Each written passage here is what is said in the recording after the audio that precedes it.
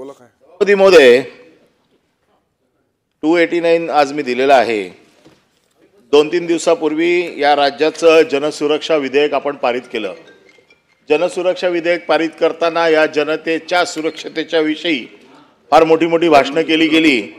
प्रवीण दरेकरांनी तर 2.5 तास किल्ला लढवून जनसुरक्षा बिल कसं आहे, चांगलं आहे आणि जनतेची सुरक्षा कशी करू याच्या बाबतीतले इथे सगळे सविस्तर मांडणी केली. आमचं म्हणणं आहे जनतेची सुरक्षा तर ठेवा बाजूला, पहिलं मंत्र्यांची सुरक्षा करा. कारण एक व्हिडिओ ही चड्डी बनियन गँग किंवा चड्डी टॉवेल गँग चे व्हिडिओ महाराष्ट्रात फिरतायत आणि या गँगचे व्हिडिओ एखाद्या मंत्र्याच्या बेडरूम मध्ये असलेले व्हिडिओ बाहेर येत आहेत. आपण विचार करा की महाराष्ट्राच्या या मंत्रिमंडळाचा किती नाचक्की होते की बेडरूम मधले व्हिडिओ बाहेर येत आहेत. मंत्री सुरक्षित नाहीयेत.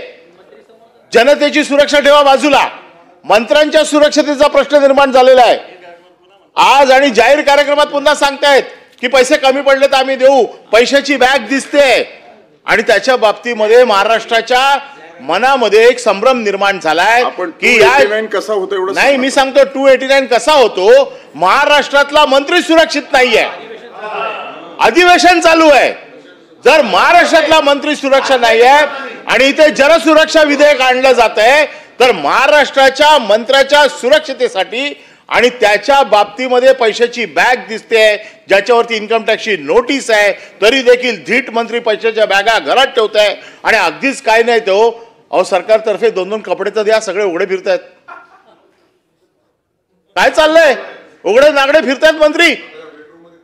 नाही पण बेडरूम मधला व्हिडिओ आला कसा बाहेर?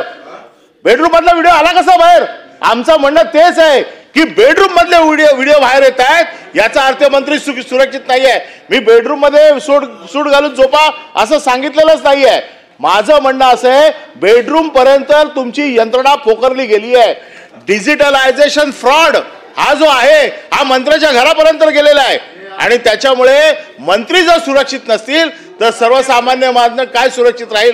म्हणून याची उच्चस्तरीय चौकशी लावून तो आलेला व्हिडिओ खरा आहे का खोटा आहे त्याच्यासाठी फॉरेन्सिक कडे पाठवा, त्याच्यावरती SIT नेमा. पहिले मंत्र्याला सुरक्षा द्या आणि नंतर जनतेला सुरक्षा द्या असं माझं 218च्या माध्यमातून आपल्याकडे म्हणणं आहे. याच्यावरती माझी इच्छा आहे की आपण सविस्तर चर्चा घ्यावी. 2.5 तासाची चर्चा ठेवा मंत्र्यांच्या सुरक्षेसाठी.